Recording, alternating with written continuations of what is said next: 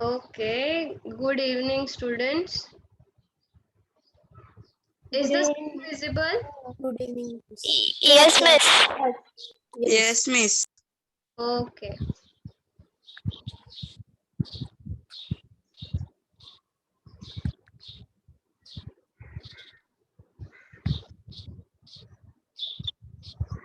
ठीक है, show me your homeworks.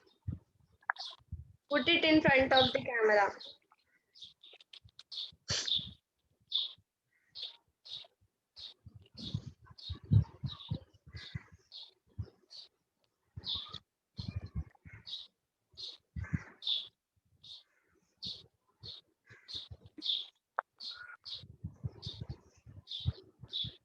Srishti, place it properly. Okay. ये one word जैसा क्यों लिखा है? I told you to write like in the fill up का format में.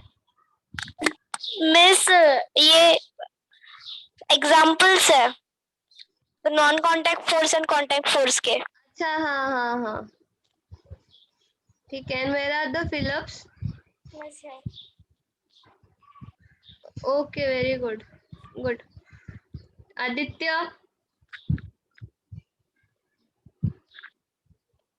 पीयूष. ठीक है Piyush, good.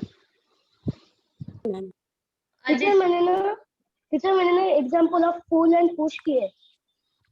I told you to write the example of contact and non-contact forces. Teacher I return. Written, well written. Teacher I am also doing homework. Okay. Teacher I have done the homework. I done homework also. Roshan दिखा.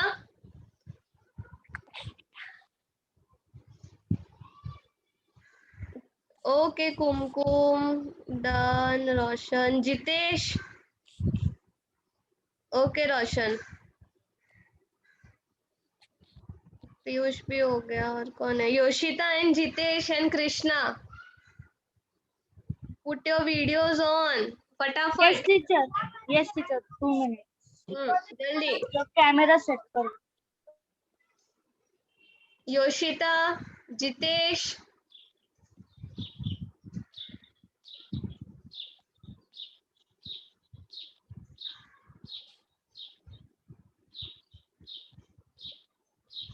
क्या लिखा है Jitesh? It's not visible properly.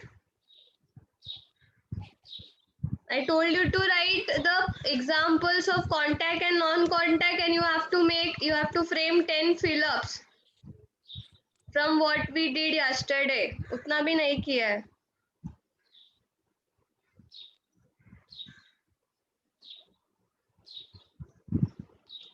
Okay, so yesterday we saw what is force. Force क्या होता है? Okay, Krishna. ये क्या max क्यों दिखा रहा है? टीचर ये रहा होमवर्क। Okay. टीचर ठीक है, good. What about Yoshita? She left, I guess. No, she's there. No miss. Hello miss. हाँ, बोलो. मिस आप कल होमवर्क बोले थे ना, नेटवर्क इश्यू के वजह से सुनाई नहीं दे पाया। उसके बाद थोड़ा जो बोल रहे थे ना कुछ ही सुनाई नहीं दिया। Nice excuse. Okay, leave. No miss, sorry. Okay, आज करो. ठीक है. So we saw yesterday कि force क्या होता है, and we also saw कि what is push and pull and how it is related with force, right? हम लोगों ने देखा था. फिर हमने सेकेंड पार्ट देखा कि कांटेक्ट और नॉन कांटेक्ट फोर्सेस क्या होता है. कांटेक्ट फोर्स में हमने देखा कि कोई भी चीज को if we are in contact, if two objects are in contact, तो हम लोग उसको क्या बोलते हैं? Contact forces. And in non contact forces we have seen the electrostatic force, then फिर magnetic force, then the gravitational force. These are the examples of non-contact forces.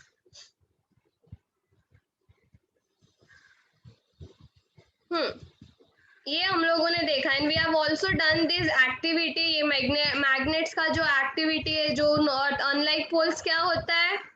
Unlike poles he can able de attract unlike force attract and like poles repel. तो यहाँ पर भी क्या, the unlike poles, because of the unlike poles the bottles were coming nearer and nearer, और उसी जगह पे south और साउथ रह जाता तो वो बॉटल क्या होता, एक दूसरे से दूर जाता। Even we have experienced it with 2 magnets. ठीक है, ओके सो हम लोगों का ये पार्ट उतना हो गया था। Now today we will start what is balanced and unbalanced force. अभी बैलेंस्ड और अनबैलेंस्ड फोर्स क्या होता है, तुम लोगों ने देखा रहेगा कि मम्मी पापा सब्जी लेने को जाते हैं तो देयर इज अ बैलेंस, वो एक बीम बैलेंस रहता है ना, दे पुट द बैलेंस, वो 1 kilo, half kilo, 2 kilo, 3 kilo का जो उनका बैलेंस रहता है, एक पे वो डालते हो और एक उनका बास्केट रहता है जहाँ पे सब्जी डालते। सो दैट इज वजन काटा। Example of balance force. तो हम लोग वो कैसे कैलकुलेट करता है वो वेजिटेबल वाला, जब दोनों ही इक्वल हो जाए तो उसको समझता है कि इतना quantity of vegetable is of 1 kilo, इतना quantity of vegetable is of half kilo. मतलब यहाँ पर भी वो हाफ किलो का वो वेट रखता है और यहाँ पर हाफ किलो के वेजिटेबल्स डालता है। फिर जब वो ऐसे वो ऊपर नीचे होता रहता है ना, फिर वो इक्वल आ जाए, so he gets to know that both the things are balanced. So इतना amount of vegetable is equals to half kg or equals to 1 kg. ठीक है, so that is the example of balanced force. अभी यहाँ पर तुम लोगों को एक एक्टिविटी दिया है, we'll read it once. तो take a cardboard box, एक इन्होंने cardboard box लिया है, tie thick string to its 2 sides and keep it on a smooth table. Now take the string on both the side of the table, tie weighing pans on equal masses to the ends, keep equal masses in the both the pans. The box does not move on the table. अभी यहाँ पर एक table है, table में उन्होंने क्या किया है, बीच में एक कार्डबोर्ड का बॉक्स रखा है और उसके दोनों बाजू में दो बैलेंसेस है, मतलब 2 पैन है और उसमें सेम अमाउंट ऑफ बैलेंस है। मतलब इसमें भी 2 किलो, इसमें भी 2 किलो, यहाँ पर 2 किलो ऑफ शुगर्स, यहाँ पर भी 2 किलो ऑफ शुगर्स। तो वो ऊपर नीचे होगा क्या, no, it will be in a straight line because दोनों भी बैलेंस्ड है ना। लेकिन इसी जगह पे अगर मैंने इसमें 5 किलो डाल दिया और इसमें 2 किलो ऑफ शुगर्स है तो ये वाला बैलेंस क्या हो जाएगा, नीचे चला जाएगा। क्यों नीचे चला जाएगा, Because of weight. Because of weight, because of force. किसका फोर्स अप्लाई हो रहा है, बीम बैलेंस, जो 2 more kgs ऑफ शुगर है ना, यहाँ पर 2 किलो, यहाँ पर 5 किलो, तो 3 more किलो शुगर इसमें ऐड हो गया, तो उसके वजह से वो फोर्स क्या कर रहा है, उसको नीचे की ओर खींच रहा है, मतलब ग्रेविटी की ओर खींच रहा है। So it is giving force. तो ये हम लोग का क्या हो गया, अनबैलेंस्ड फोर्स। जब ये दोनों साथ में थे, 2 kilos of sugar, 2 kilos of sugar, तो it was balanced force. But once the sugar increased, so it becomes, क्या हो जाता है, नीचे चला जाता है, और उसको हम लोग क्या बोलते हैं, अनबैलेंस्ड फोर्स, क्योंकि दोनों भी चीज बैलेंस नहीं है। समझा तुम लोगों को ये? Yes. Yes, miss. Yes, miss. हाँ, तो यहाँ पर एक मिनट, ठीक है। So tie weighing pans on equal masses to the ends. तो यहाँ पर इन्होंने ऐसा किया है, एक पैन में इक्वल मासेस रखा है, इसमें भी सेम वेट, इसमें भी 2 kilos of sugar in that pan and 2 kilo of sugars in this pan. So keep equal masses in both the pan. Now the box does not move on the table. If more mass is kept on one of the pan than in the other, the box start moving in the direction of the pen. तो फिर यहाँ पर equal gravitational force acts on both of the pans when equal masses are kept in them. अभी equal masses are kept, दोनों में भी equal masses है, तो इसीलिए ग्रेविटेशनल फोर्स, ग्रेविटी उसको पुल नहीं कर रहा है, क्योंकि इसमें भी सेम है और इसमें भी सेम है, लेकिन इसका वेट अगर मैंने बढ़ा दिया तो इसको ग्रेविटी पुल करेगा। क्यों पुल करेगा, because more amount of weight is there in this pan. ठीक है, this means balance forces act on the box with effective force equals to 0 as these are acting in the opposite direction. So on the contrary, if more mass is kept on a pan than in the other, the box start moving in the direction of the pan with more mass. अभी यहाँ पर जो ये cardboard का box रखा है ना, you can see here on the table there is a box, cardboard का बॉक्स, तो वो भी यहाँ ये वाले पैन के टूवर्ड्स मूव करने लगेगा, क्योंकि ये पैन का वेट क्या है, ज्यादा है. You can try this experiment घर पे भी. ऐसा ही कोई भी टेबल स्टूल ले लो, स्टूल के ऊपर 2 पैन रखो, ऐसे ही स्ट्रिंग अटैच करो, एक में ज्यादा सामान रखो, एक में कम सामान रखो, पहले चेक करो, एक दोनों में सेम अमाउंट ऑफ मासेस रख के देखो. So it will be in a balance position. Once you increase the size और the amount in the next pan, तो वो क्या होता है, धीरे धीरे नीचे जाता है. तो बिकॉज इट, उसको क्या बोलते हैं, unbalance force, because of more force is acting on it, इसलिए ये क्या हो गया, unbalance force. So when unequal forces are applied to the box on the two side, and unbalanced force act on the box. तो इसीलिए ये box भी क्या हो जाता है, इसके टूवर्ड्स मूव करने लगता है. ठीक है, समझा ये part? Is this thing? Yes, miss. Yes, miss. Yes, miss. Okay. Krishna, put your video on.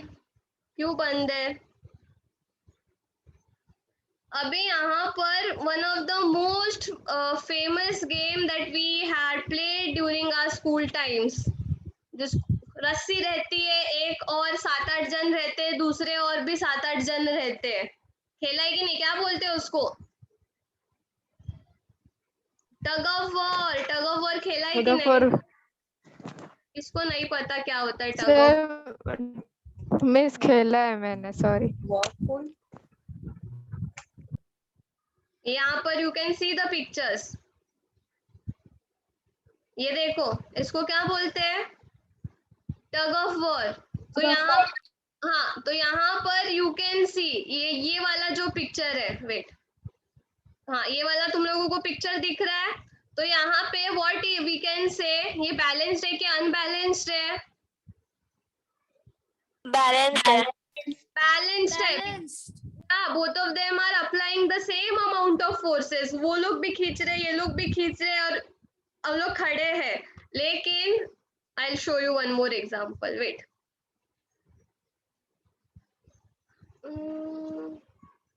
हाँ, ये वाला फोर्स कैसा रहेगा, बैलेंस रहेगा कि अनबैलेंस रहेगा? Unbalanced. Balance. हाथ में खींचेंगे तो ये क्या होगा, ये गिर जाएगा ना. Yes. तो क्या हो जाएगा, इसको हम लोग अनबैलेंस बोलेंगे. ठीक है, एक रुको, और 1-2 एग्जांपल रहेंगे इसमें, फिलहाल तो मिल नहीं रहा है.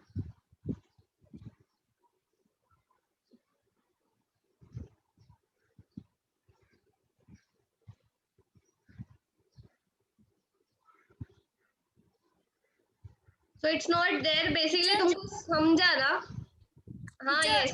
Yes. तरफ ना Yes, yes. ज्यादा फोर्स लग रहा है और दूसरी तरफ कम लग रहा है, वो अनबैलेंस. वो अनबैलेंस्ड है. So a one side they are applying more force. Basically जो साइड विनिंग साइड रहता है, वो लोग बहुत ज्यादा फोर्स अप्लाई करते हैं, तो जो लूजिंग साइड है वो लोग गिर जाते हैं. तो ये उसको हम लोग क्या बोलेंगे, अनबैलेंस्ड फोर्स बोलेंगे. ठीक है, if both are standing in a proper position and both are applying force, that is balanced force. एक साइड जीत रहा है, एक साइड हार रहा है, तब हम उनको बोलेंगे अनबैलेंस्ड फोर्स. तो यहाँ पर भी टग ऑफ वॉर का एग्जांपल दिया. So children playing tug of war pull the rope in the respective direction. They are applying force in the opposite direction.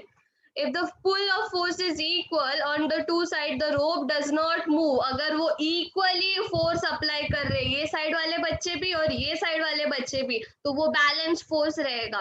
If the force is more on one side, और एक side में उन लोगों ने और force लगाया, और ताकत लगाया, तो rope जो रस्सी है उनके और move होने लगता है, और ये सारे ये side के जो लोग रहते, जो बच्चे रहते, वो लोग गिर जाते. ठीक है, this means initially the two forces are balanced. The rope moves in the direction of the higher force when the force become unbalanced. जब force unbalanced हो जाता है, जो rope रहता है, जो रस्सी रहता है, यहाँ जो winning side है उनकी ओर move होने लगता है. ठीक है, I think you are clear with this concept of tug of war. समझा ना? Yes, please. Yes, miss. Yes, miss. So now let us see one more example. So when big grain storage container is required to slide on a ground, it become easier if 2% push it rather than one. So when the force is applied by both in the same direction, the movement is easy. You even have experienced this. अभी इसमें क्या बोला है, एक बहुत बड़ा container है. Container पता है ना क्या, ड्रम है, और ड्रम में अनाज सब भर के है. अभी किसी एक पतले आदमी को बोलोगे इसको यहाँ से वहां तक हिला के लेके जा, मूव करके लेके जा, slide it and take it to that position, so that for that one person it will become very difficult, right. उसको बहुत ज्यादा मैन पावर की जरूरत पड़ेगी. लेकिन वही जगह पे मैं अगर दोनों इंसान को बोलूंगी, 2 जन को बोलूंगी, सो it will become very easy for them. क्यों ऐसा होता है? क्योंकि एक्स्ट्रा फोर्स वहां पर अप्लाई होता है. ठीक है, वो ग्रेन पे एक्स्ट्रा फोर्स मेरा और किसी और का, मेरे फ्रेंड का, दोनों का फोर्स अप्लाई होता है. So it becomes very easy. ठीक है, ओके. अभी यहाँ पर देखो, this 3 points are very important. इसको टिक मार्क कर लो पहले, underline it. So if several forces are applied on an object मतलब on a single object in the same direction, the force equal to their addition acts on that object. अभी यहाँ पर क्या बोला in this sentence कि एक object है, मतलब एक कंटेनर है, एक ड्रम है, उसमें एक आदमी और एक दूसरा आदमी, दोनों ने इन अ सेम डायरेक्शन मतलब इन अ ऐसे उसको अगर वहां पर शिफ्ट करना होगा तो वो इन अ सेम डायरेक्शन अगर दोनों उसको पुश कर रहे, तो वो दोनों का जो फोर्स है ना, उसका addition will act on that object. बराबर है ना? तो दिस इज वेरी इजी. दोनों आदमियों का जो ताकत है उनका एडिशन वो ड्रम पे फोर्स एग्जिस्ट करेगा. ठीक है, तब जाके वो ड्रम हिल के वहां तक पहुंचेगा ना. तो उसमें ड्रम में किसका, 2 जन का ताकत लग रहा है. तो यहाँ पर भी वही बोला है. इफ सेवरल फोर्सेस, मतलब सेवरल मीन्स 2 और मोर देन 2, मतलब 3, तो 3 इंसान का addition will act on that object. तो यहाँ पर बोला है several force, consider at 2 force. तो 2 forces are applied. 2 forces apply हो रहा है एक सिंगल ऑब्जेक्ट पे, और वो ऑब्जेक्ट सेम डायरेक्शन में जा रहा है. सो कितना उसका फोर्स कितना होगा, 2 + 2 4. तो 4 amount of force will exert on that object. तो ये सेंटेंस का मतलब ये था. ठीक है, now one more thing. If 2 forces are applied on one object in the direction opposite to each other, a force equal to the difference acts on the object. Now there is a container, there is a drum. वहां पर drum है, मैं ये side से उसको पुल कर रही हूँ, उसको पुश कर रही हूँ, और मेरे आगे मेरे ऑपोजिट डायरेक्शन में एक और आदमी है, वो दूसरी ओर से पुश कर रहा है. So will the box move? क्या कंटेनर मूव करेगा क्या? No miss. मैं ड्रॉ करके बताती हूँ. तो ये एक बॉक्स है, और यहाँ पर सृष्टि है, and Srishti is applying force from here. ठीक है, और यहाँ पर कौन है, यहाँ पर Yoshita is there. Now Yoshita is also applying force from here. ये यहाँ से ढकल रही है, Yoshita is pushing the box from here. तो कुछ होगा, will the box move? No, box will not move, क्योंकि दोनों साइड से equal amount of force apply हो रहा है. तो यहाँ पर इन दिस केस क्या होता है, a force equal to their difference acts on the object. मतलब जो भी फोर्स है उसका जो डिफरेंस है ना, वो एक्ट करता है ऑब्जेक्ट पे, इसीलिए वो ऑब्जेक्ट कहीं पर मूव नहीं होता है. The object stays stationary, the object stays in that place only. ठीक है, ठीक है, समझा कि नहीं? Yes. ओके. नाउ अभी in the third point, a force is expressed in magnitude and direction. जो फोर्स है ना, वो मैग्नीट्यूड के साथ डायरेक्शन भी शो करता है, और इसीलिए फोर्स हम लोग का क्या है, वेक्टर क्वांटिटी. वेक्टर और स्केलर क्वांटिटी क्या है, तुम लोगों ने पढ़ा रहेगा. पढ़ा है कि नहीं? वेक्टर और स्केलर क्वांटिटी सुना तो होगा ना, वेक्टर और scalar. So if the concept is not clear, we'll do that during when we'll do the numericals. जो sum है इसमें, at that time we'll do. तो वेक्टर और स्केलर क्या होता है. ठीक है, underline this 3 points are, these points are very important. Tick mark करके रखो. Okay, now we'll move ahead. If more than one force are acting on a body, then the effect on the body is due to the net force. Net force का मतलब होता है amount of both the force, addition of two force. जो ऊपर first point जो लिखा है वही है. So when a force is applied on a stationary object, it moves. It moves. Its speed and direction changes. बराबर ना, हम लोग अगर now this is my phone और इसको मैंने ऐसे पकड़ा है, ठीक है. Now I am applying force, तो ये उसका स्पीड भी चेंज हो रहा है, उसका डायरेक्शन भी चेंज हो रहा है, राइट. डायरेक्शन उसका ये है और स्पीड, अगर मैं उसको जोर से ढकलूंगी तो जोर से गिरेगा, अगर मैं उसको धीरे धीरे ढकलूंगी तो धीरे धीरे. तो ये क्या है, ये मेरे फोन का स्पीड है. और direction, what is the direction? The direction is this way. अगर मैं ये कर रही हूँ तो ये डायरेक्शन ये वे में है, ठीक है. तो यहाँ पर क्या बोल रहा है, when a force is applied, when a force, so this is a stationary object, अगर इसको मैं फोर्स नहीं अप्लाई करूंगी तो क्या ये हिलेगा? क्या नहीं, ये जिंदगी भर के लिए नहीं हिलेगा, ये ऐसे ही रहेगा. कोई भी स्टेशनरी ऑब्जेक्ट को अगर हम लोग फोर्स नहीं अप्लाई करेंगे, so that object will stay in that place only. ठीक है. तो अभी this is a stationary object and it moves, the object is moving in its speed and direction changes. तो इसका speed, why the speed is changing? Because I am applying force. ये मेरा force है, I am applying the force. ठीक है. So similarly a force is required to stop an object in motion. अभी कोई भी motion में object हो, जैसे कि रोड में एक कार चल रहा है, वो कार को स्टॉप करने के लिए कुछ तो भी फोर्स लगाना पड़ेगा ना. क्या फोर्स लगाते हैं हम लोग? साइकिल चला रहे हो, स्कूटी चला रहे हो, बाइक चला रहे हो, हम लोग क्या अप्लाई करते हैं कि जो रुक जाता है? Friction. Muscular force. No muscular force. We apply brake. Friction. Break.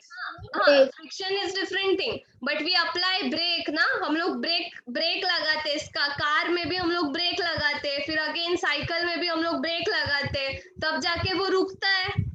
ठीक है. सो कोई भी ऑब्जेक्ट जो अगर मोशन में हो ना, उसको रुकने के लिए हम लोगों को कुछ ये लगाना पड़ता है, कुछ फोर्स लगाना पड़ता है. नहीं तो वो तो जिंदगी भर चलते ही रहेगा, वो रुकेगा क्या? अपने आप नहीं रुकने वाला, because object is in motion. ठीक है. अगर पेट्रोल खत्म हो गया तो वो रुक जाएगा, that is the different thing. लेकिन जब तक पेट्रोल है, वो दैट द कार और the scooty, the bike will be in motion until and unless we apply some force on the particular thing. ठीक है. So keep this in mind. An object can change its shape due to force. अभी यहाँ पर बोला है कि जो object है ना, वो अपना शेप भी चेंज कर सकता है अगर हम लोगों ने उस पर जोर से फोर्स लगाया. तो यहाँ पर एक एग्जांपल दिया है कि मम्मी आटा गूंथती है ना, एक बड़े से डो, उसको हम लोग कुछ भी शेप दे सकते हैं आटे को. We can even make it गोल, एक हम लोग रेक्टेंगुलर शेप में भी रख कर सकते हैं, उसको ऐसे रोल करके वो लंबे लंबे शेप में. So how it changes the shape? Because we are applying force. दोनों हाथ से हम लोग फोर्स अप्लाई कर रहे हैं ना उस पे, आटा पे, इसीलिए उसका शेप, ये साइज चेंज होता है. और एक Potter applies a force in a specific direction. कभी किसी पॉटर को देखा है पॉट बनाते हुए? मैंने देखा है ना. तो कैसे उसका चरखा गोल गोल घूमते रहता है और उसके ऊपर क्या इतना बड़ा मट्टी का ये रहता है, तो वो कैसे, वो ऐसे फोर्स अप्लाई करता है और वो चरखा उसका घूमते ही रहता है. The wheel that keeps on rotating and he gives the shape to the pot with the help of his hand. So he is applying force. तो इसीलिए क्या बोला गया है, फोर्स अप्लाई करने से शेप और साइज भी चीजों का चेंज होता है. ठीक है. Now rubber band when stretch expands, so there are such many examples. अभी रबर बैंड, छोटा सा रबर बैंड ले लो, उसको खींचोगे तो उसका साइज चेंज होता है कि नहीं, उसका शेप चेंज होता है कि नहीं. तो ये सारा चीज किस वजह से हो रहा है? Because of force. ठीक है. अभी इनर्शिया क्या होता है हम लोग देखेंगे. सो इतना ये सब तो था फोर्स के ऊपर. नाउ फोर्स मुझे पता है. हाँ, बोलो क्या होता है. टीचर, इनर्शिया यानी अगर एक ग्लास लेना, उस पे ना स्लैंग डालना, छोटा वाला रेक्टेंगुलर, उस पे Yes. कुछ तो रखना, वो चीज रेस्ट पे रहेगी और जल्दी से प्लैंक ना निकाल देना। हाँ, so that thing will fall into the glass. Very good. Good Yes, example. yes teacher. It is in the activity one. So inertia ये क्या होता है? एक inertia में ना वो object that stays in motion until and unless we apply some force, तो उसको हम लोग बोलते हैं inertia. तो यहाँ पर हम लोग देखेंगे we have seen that an object changes its state of motion due to force.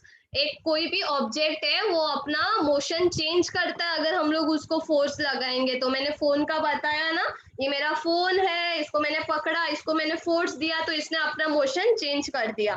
So in the absence of a force object exhibits a tendency to remain in the existing state of motion। अभी इसमें क्या बोल रहा है, अगर हम लोग किसी भी ऑब्जेक्ट को फोर्स नहीं लगाएंगे तो वो ऑब्जेक्ट वही जगह पे रहेगा, जिंदगी भर के लिए रहेगा। जब तक उस पे कोई आके फोर्स नहीं लगाता वो वहीं पर रहने वाला है। तो यहाँ पर भी वही बताया। तो यहाँ पर एक एग्जाम्पल है, दो एग्जाम्पल है। तो फर्स्ट एग्जाम्पल है कि एक पोस्ट कार्ड, मतलब एज कृष्णा सेड कि एक रेक्टेंगुलर कार्डबोर्ड ले लो, उसको ग्लास के नीचे रखो, मतलब ग्लास उसके ऊपर rectangular cardboard, and place one 5 rupee और 2 rupee coin on the surface of the cardboard. और जैसे ही you will pull the cardboard, वो जो 5 रुपी का कॉइन है it will directly fall on the glass में गिरेगा। So this is one of the example of inertia. Now यहाँ पर दूसरा ये है एग्जांपल है, it was same like the beam balance. ऐसे ही दो स्ट्रिंग लिया है तो एक स्ट्रिंग में उन्होंने बहुत ही ज्यादा ये कर दिया है तो जर्क मिलता है, तो दूसरी इसीलिए जो मास है that falls down. So these are all the examples of inertia. Now हम लोग देखेंगे अ वेरी इंपॉर्टेंट थिंग कि what are the types of inertia. ठीक है, underline this highlighted part. The tendency on object to remain in its existing state is called this inertia. Inertia क्या होता है, कोई भी ऑब्जेक्ट उसका आदत है, क्या उसका टेंडेंसी है to be in existing state, वही स्टेट में रहने को until and unless some external force is applied on that object। इसको ही हम लोग क्या बोलते हैं, इनर्शिया बोलते हैं। ठीक है ना, हम लोग क्या देखेंगे कि types of inertia. Now what are the types of inertia? The inertia, the first type is inertia of the state of rest. State of rest, जैसे मैंने तुम लोगों को बोला a car is not moving anywhere, it's there in some place, और वो वहीं पर रहेगा जिंदगी भर जब तक उसमें कोई ड्राइवर नहीं बैठता, उसको स्टेयरिंग व्हील नहीं घुमाता उसका, वो वहीं पर बैठने वाला है, वो अनलेस एंड अंटिल कोई आके उस पे कोई फोर्स लगाए। तो ये हो जाता है inertia of state of rest. State of rest हम लोग नाम से ही पता लगा सकते। स्टेट ऑफ रेस्ट का मतलब वो विश्राम के ऐसे स्टेट में है, वो आराम कर रहा है, और वो तब तक आराम करते रहेगा जब तक उसको आके कोई डिस्टर्ब नहीं करता, जब तक उसको आके कोई फोर्स नहीं लगाता। ठीक है, तो ये हम लोग का हो गया first type which is known as the state of rest. तो यहाँ पर an object, again tick mark, ये पूरा रेड बॉक्स को टिक करके रखो and mark it as important. तो यहाँ पर an object in the state of rest can not change its state of rest due to the inherent property. This property is called as inertia of state of rest, क्योंकि वो कौन से position पे है, वो रेस्टिंग के position पे है। ठीक है, इसलिए वो नहीं हिलेगा। अभी हम देखेंगे कि इनर्शिया ऑफ मोशन क्या होता है। तो इनर्शिया ऑफ मोशन ना, the inherent property of an object due to which its state of motion cannot change, it's called as inertia of motion। अब inertia जैसे कि एक इलेक्ट्रिक फैन है, यहाँ पर I'll read, revolving electric fan continues to revolve even after it is switched off। अभी यहाँ पर देखो, तुम लोग फैन है तुम्हारा, फैन को तुम लोग जाके उसका स्विच बंद कर देते हो, लेकिन हम लोग एक चीज नोटिस करते हैं ना, वो फैन घूमता ही रहता है बंद करने के बाद भी। एक पोजीशन आता है तब जाके उसके जो फैन है उसके विंग्स है वो रुक जाते हैं। सो वो बंद करने से लेकर रुकने तक के टाइम को हम लोग क्या बोलते हैं? फैन कौन से पोजीशन पे है? इनर्शिया ऑफ मोशन के पोजीशन पे है। जैसे कि हम लोग बहुत तेजी से कार चला रहे और हम लोगों ने फट से उसको ब्रेक मार दिया, तो फट से कार रुक जाएगा क्या? ऐसा हुआ, अगर ऐसा हुआ तो car will flip and fall away, car crash हो सकता है। लेकिन कार फट से रुकता नहीं है, वो थोड़ा आगे तक आता है फिर जाके रुकता है। उसका इंजन तो बंद हो गया पीछे ही, लेकिन वो थोड़ा आगे तक जाता है फिर बंद होता है। तो ये सारा चीज क्या हो गया?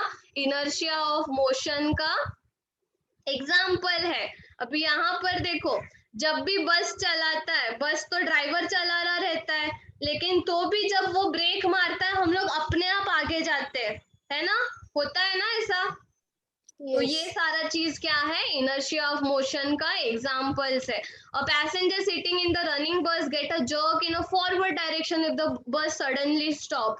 जैसे ही ड्राइवर ब्रेक मारता है हम सब आगे चले जाते हैं। क्यों जाते हैं? कोई आके हमको ढकल रहा रहता है क्या बस में? आगे जा करके स्टॉप हो गया बस, आगे जा चल, नहीं ना? So why this happens because of the inertia of motion. तो अब जब भी बस में ट्रैवल करोगे, ऐसे आगे जाओगे, तो जो भी तुम्हारे साथ में रहेगा उसको भी बताना कि क्यों है हम ऐसे आगे जाते हैं, because of inertia of motion. Now directional inertia. So directional inertia बहुत बार होता है हमारे साथ। अगेन हम लोग जब बस में बैठे रहते हैं और जब ड्राइवर राइट टर्न मारता है या फिर ड्राइवर लेफ्ट टर्न मारता है, तो हम लोग अपने आप राइट की ओर मूव कर लेते हैं। अगर ड्राइवर लेफ्ट की ओर टर्न मार रहा रहता है तो हम लोग अपने आप, थोड़ा हम लोग को ऐसे जर्क मिलता है, तो क्या हम लोग अपने आप जाते हैं क्या राइट की ओर? नहीं, this is because of the directional inertia, because the vehicle is in motion और हम लोगों को एक जर्क बैठता है। इसीलिए जब भी बस का ड्राइवर राइट मूव कर रहा होता है हम अपने आप लेफ्ट की ओर घिर जाते हैं।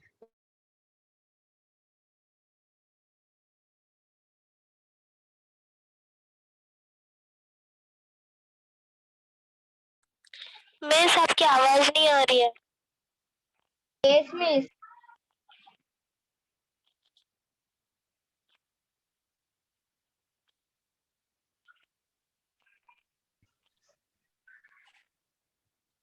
Hello, am I audible? Yes, miss. Now you are audible. हाँ, मेरा लाइट चला गया, वाईफाई बंद हो गया। ठीक है, अभी आ रहा है मेरा आवाज बराबर? Yes Yes, miss. हाँ, तो हम लोग पढ़ रहे थे कि डायरेक्शनल इनर्शिया क्या होता है। तो मैंने बताया ना, जैसे ही जब भी बस का driver he takes a turn in the left direction we automatically gets a jerk. Jerk का मतलब होता है एक पुश मिलता है हम लोगों को राइट डायरेक्शन में। अगर वो लेफ्ट डायरेक्शन में टर्न कर रहा रहेगा तो हम लोग राइट में जाएंगे, वो राइट में टर्न कर रहा रहेगा तो हम लोग लेफ्ट में जाएंगे। तो उसको ही, उस कंसेप्ट को ही हम लोग क्या बोलते हैं? डायरेक्शनल इनर्शिया बोलते हैं। ठीक है, तो the inherent property of an object due to which an object cannot change the direction of its motion is called as directional inertia.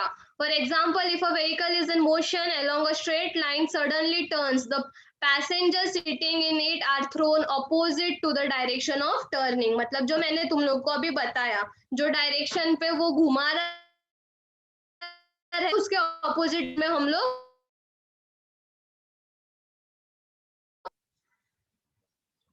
हाँ। Now from here we have completed the part called force. तो यहाँ पर force में हम लोगों ने क्या क्या पढ़ा? The very first thing what we learned is push और pull क्या होता है।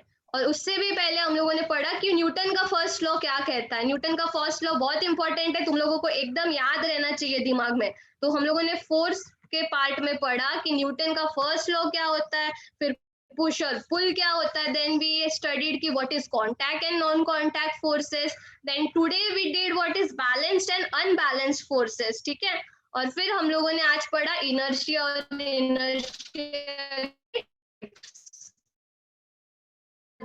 In the part called force. और अभी यहाँ से तुम्हारा दूसरा पार्ट शुरू होता है which is known as pressure. ठीक है, नाउ प्रेशर तो हम लोग नेक्स्ट लेक्चर में करेंगे। I give you a rough what pressure is.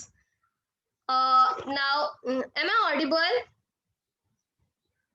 Yes, Miss. Yes, miss. Hello. Yes, miss. Hello. हाँ, तो यहाँ से हम लोग पढ़ेंगे कि प्रेशर क्या.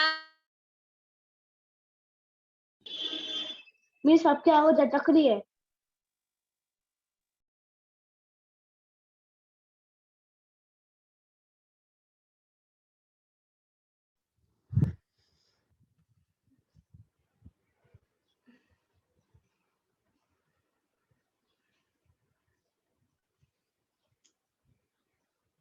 My network is fluctuating.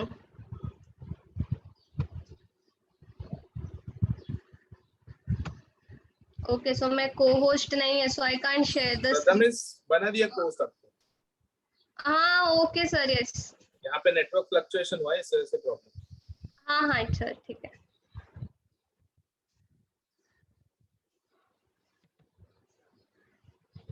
Okay, so we'll just go through it कि प्रेशर क्या होता है. अब you have seen our father, जो भी हमारे पापा रहते हैं, वो कभी हैमर पे कील पे हैमर ठोक रहे रहते हैं, देखा रहेगा ना. Yes, miss. हाँ, तो फिर what he is applying force. किस पे फोर्स अप्लाई कर रहे हैं वो खिले पे, वो जो नेल है Nail. उस पे. लेकिन उस पे प्रेशर भी अप्लाई हो रहा है. नाउ प्रेशर किधर अप्लाई हो रहा है? उसके जो हेड है. नाउ सी,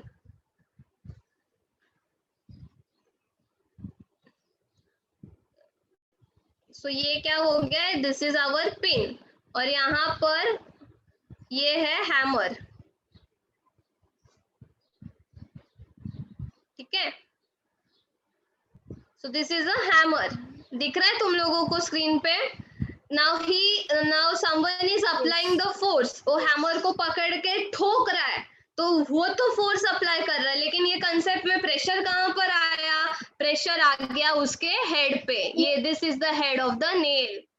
तो उतना जो पॉइंट है, तो जो इतना पॉइंट है ना, उस पे क्या आ गया? प्रेशर. इतना एरिया पे क्या आ गया? Pressure. So this is pressure. Pressure is related to force. जहां पर फोर्स होता है वहां पर प्रेशर होता ही है. ठीक है. Now I will give you one more example. यहाँ पे you can see my phone. अभी मैं इसको धक्का दे रही हूँ, तो ये तो मेरा फोर्स है, लेकिन ये जो वाला पार्ट है, मैं यहाँ पर उसको धक्का दे रही हूँ ना. सो इतना एरिया है. So this area exist pressure. इतने एरिया को प्रेशर आ रहा है, तब जाके मेरा phone in motion. That's why my phone is in motion, because I am applying force. ये तो मेरा फोर्स हो गया, लेकिन where the pressure exist? The pressure exist on this part of the area. ठीक है. तो इसीलिए हम लोग अभी already that. Yes sir. Screen share करते हो, बच्चे आपको नहीं देख पाएंगे. Sorry sir. When you are sharing the screen now, students will not be able to see. Sir, so you have to. हाँ, वो मुझे हाईलाइट कुछ रखना पड़ता है ना. Even I don't know. That is okay. आप जब आप वीडियो आपका दिखा रहे हो तो शेयर स्क्रीन बंद कर दो. ओके. Yes sir. ओके. हाँ, so if I am pushing my phone, तो फिर the part on which I am applying a force, उसको उतना part को क्या बोलते हैं? Pressure. So that's why we say that pressure and force are related to each other.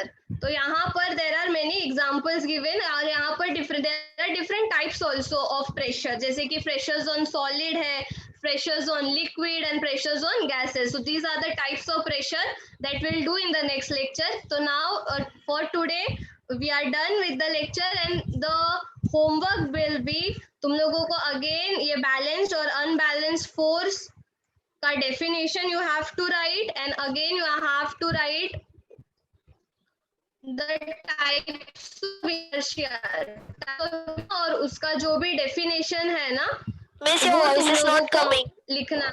Miss voice नहीं आएगी. Miss, voice is not coming. Hello miss. एक second. अभी आ रहा है क्या? Yes. Yes, miss.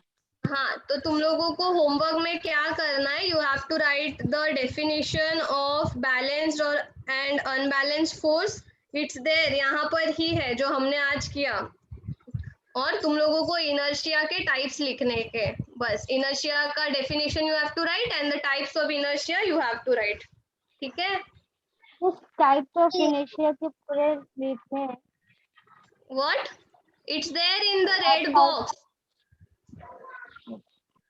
ये जो रेड बॉक्स है ना, इसमें ही है types of inertia.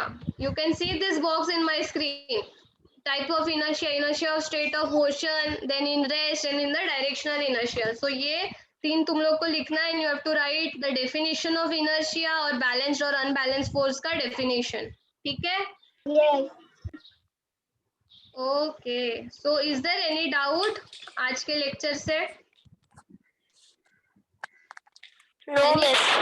Any questions regarding inertia, types of inertia, balance, unbalanced force?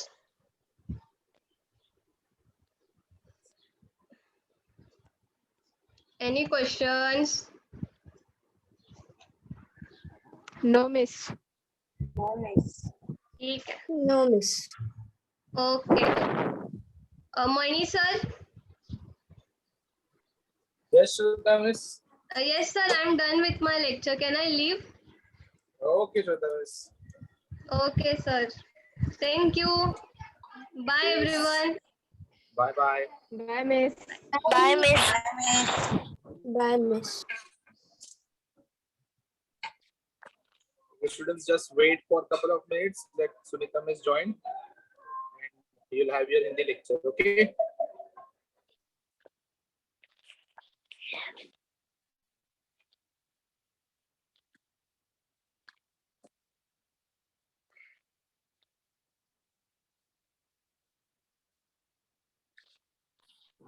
Hello.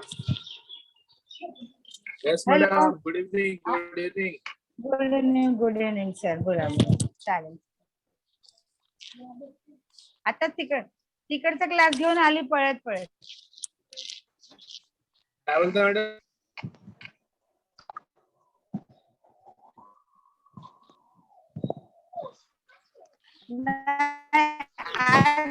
तिकडे होते 2 ऑफलाईन होते आज saint Peter. Hello. Voice break होते. वॉइस ब्रेक होते. अच्छा. आता ठीक आहे. आता ठीक आहे. ओके. नाही आज ना सेंट पीटर मध्ये होते 2 लेक्चर. हा हा. ऑफलाईन 8वी आणि अच्छा. 10वी. ते लोक दुपारचे ठेवतात सर 2:30 ते 3:30, 3:30 ते 4:30 असं. त्यांना 2 वार दिलेले ना. थर्सडे. Good evening. हा. ओके मॅडम, घ्या. चल घ्या. हा. हो मी घेते.